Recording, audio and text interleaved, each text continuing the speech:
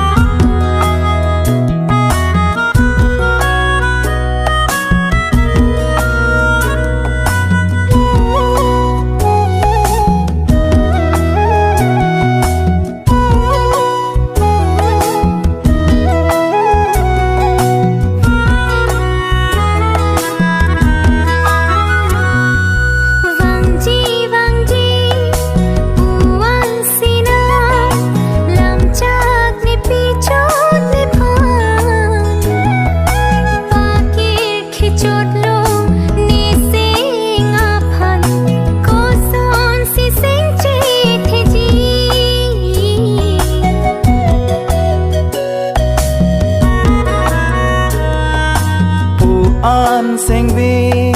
pirkhirina chong hong paning ding thane phan nelam chakdo an pe pleng jia phansi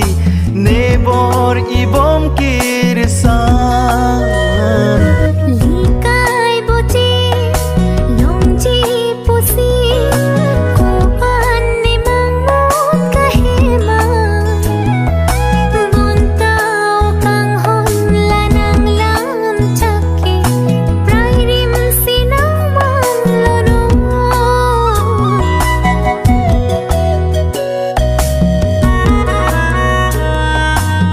one kang hon serathan tisi juma pusona charna sengve chethe non pini pene phan lam chak pleng vek po kang hon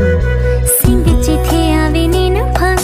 pangve krang ason nang di phan non malum kamon thina ni sing via phan hondu pichot nang pipot si puson nang mangan sengve oi tong vi de serathan juderi nang son achanam munthi pangve krang krenang phan